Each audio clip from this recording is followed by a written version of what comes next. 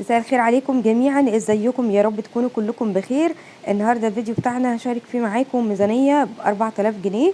في عضوه جميله طلبتها مني في القناه. طلبتها بصراحه اكتر من مره، وانا يعني بصراحه ما بعملش ميزانيات كتير في القناه. يعني لو قلبتوا كده في القناه هتلاقوني عملت مرتين بس ميزانيات. لان انا بشوف ان كل واحده هي ادرى بظروف بيتها، وهي اللي هتعرف تمشي بيتها، تعرف هي يعني ناقصها ايه، هي ولادها بياكلوا ايه، بيحتاجوا ايه. في تفاصيل كتير في موضوع الميزانيه دوت محدش يقدر يعني يعملها لحد، ولكن انا عملتها بدون اسعار. ما دخلتش في تفاصيل كتيره لان انتوا شايفين الاسعار بتتغير كل يوم. انا كتبت الاساسيات، وكل واحده هتشوف الميزانيه تقدر تعمل نفس اللي انا عملته دوت، بس يعني باحتياجاتها هي، بمتطلبات بيتها هي. تشوف ولادها بيحبوا ايه، بياكلوا ايه اكتر من ايه، الكلام ده كله طبعا انت اللي تقدري تظبطيه. هي طلبت مني ميزانيه 4000 جنيه في الشهر اكل بس. هم 4 افراد، ولدين في ابتدائي، ربنا يحفظهم ويحميهم، وهي وزوجها. تمام. وقالت برضو موجود عندها زيت ومكرونه ودقيق.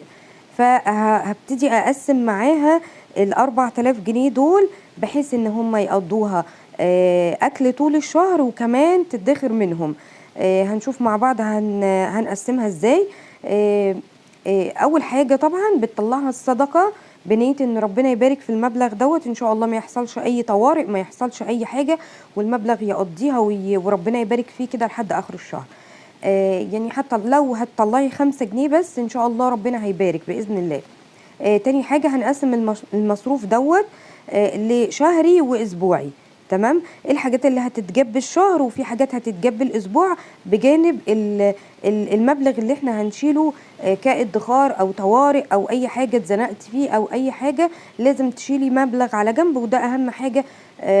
قبل ما تقسمي، قبل ما تشتري اي حاجه، لازم تشيلي مبلغ على جنب وتتعاملي بالمبلغ اللي هيتبقى معاكي. وليكن 500 جنيه هنشيلهم على جنب، وهيتبقى معانا 3500. هتعتبري نفسك ان انت جوزك اداكي 3500 جنيه دول، هتتعاملي بيهم باقي هتتعاملي بيهم الشهر كله، ان شاء الله يكفوا باذن الله، وما تحتاجيش كمان الفلوس بتاعه الادخار دي. طيب، بالنسبه لاساسيات البيت او الحاجات اللي احنا نشتريها اول الشهر، انا عملت لها 1500 جنيه. تمام. تقدري تغيري، تبدلي حاجة، تحذفي حاجة لو موجودة عندك، يعني تضيفي عليها حاجة تانية.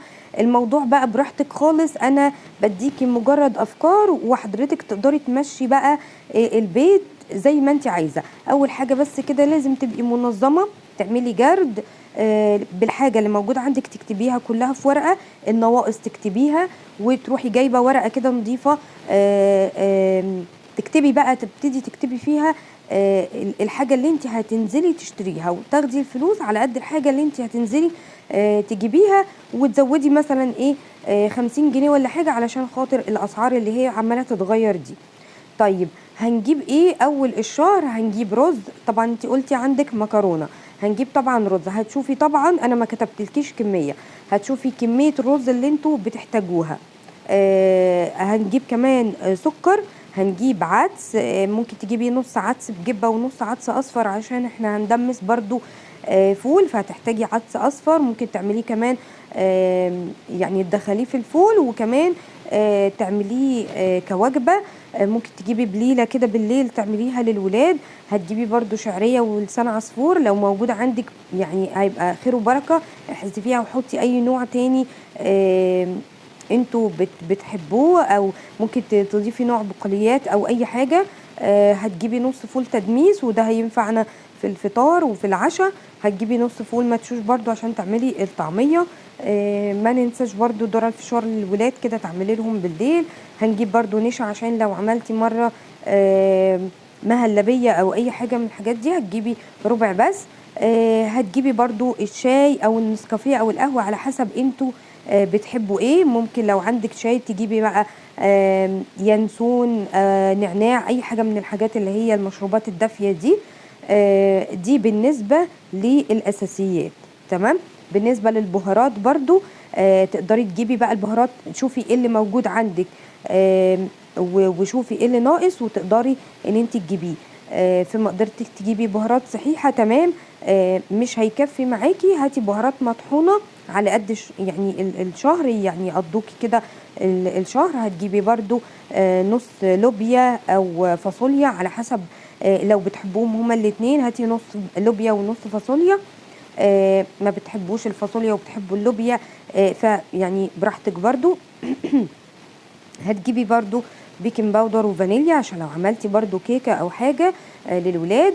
هتجيبي كرتونة بيض وطبعا اللبن، سواء انتوا بتجيبيه بقى معلب او بتجيبيه من حد بقى من الفلاحين او كده. لو تعرفي حد اللبن بتاعه كويس موثوق فيه يعني ونضيف، هاتي اللبن اللي يكفيكي مثلا اسبوعين، وحطي في الفريزر وطلعي سخني بقى على قد ايه احتياجك للبن، سواء انتوا بتستخدموه كل يوم بقى او كل يومين او 3. ف يعني براحتك بقى خالص.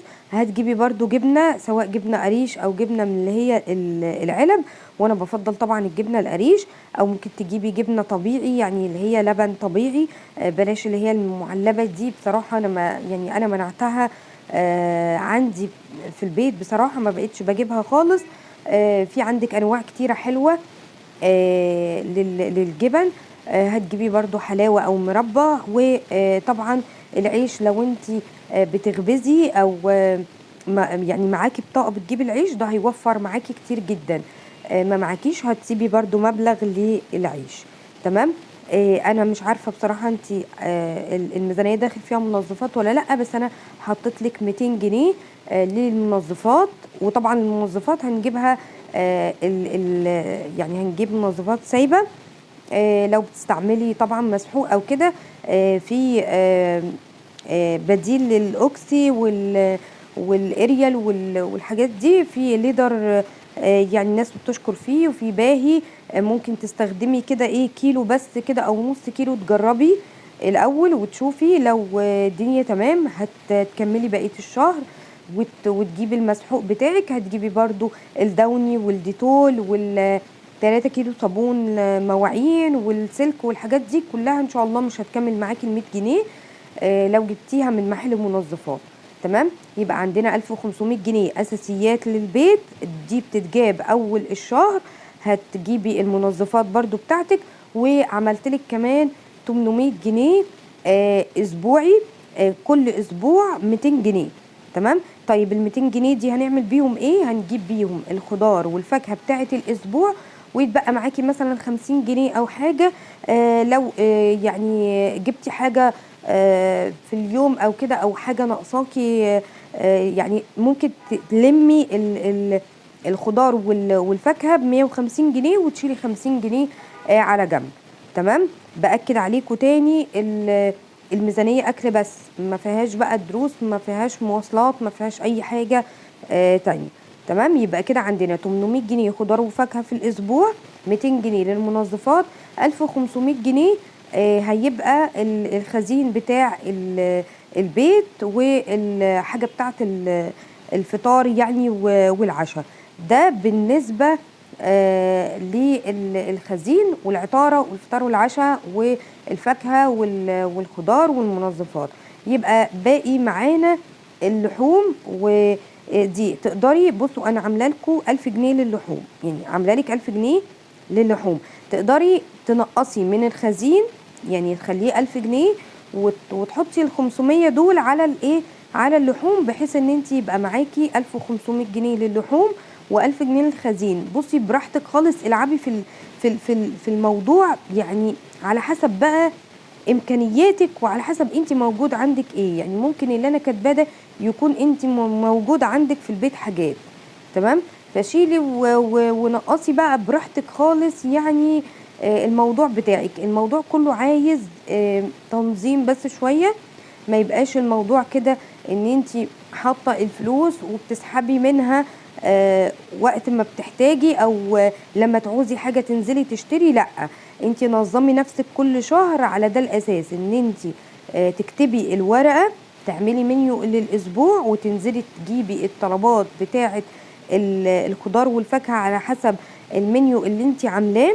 بس انا بفضل ان انت تجيبي الخزين وتجيبي اللحوم اول الشهر، وتكوني كده خلصتي من الخزين، يبقى بيتك كله مليان خير والخزين بتاعك موجود، علشان ما تضطريش تنزلي كل شويه ان انت تجيبي. فلما بتنزلي بتصرفي اكتر، مش فاهمه ازاي؟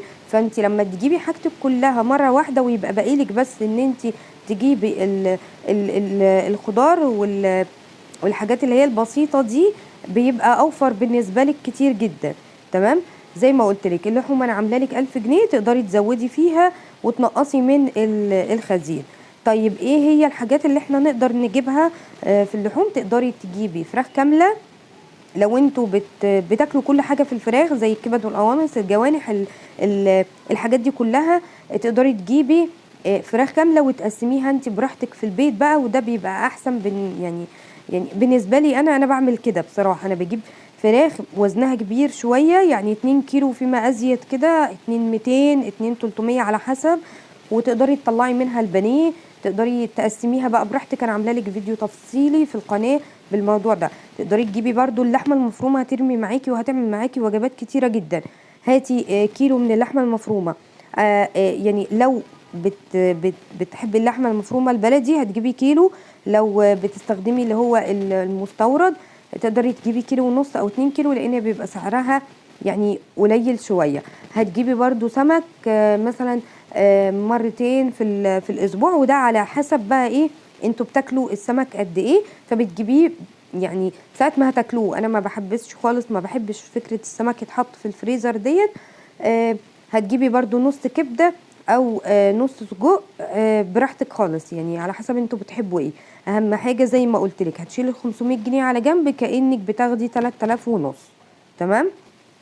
وحضرتك هتتعاملي بالمبلغ ده كانهم هم دول اللي موجودين معاكي.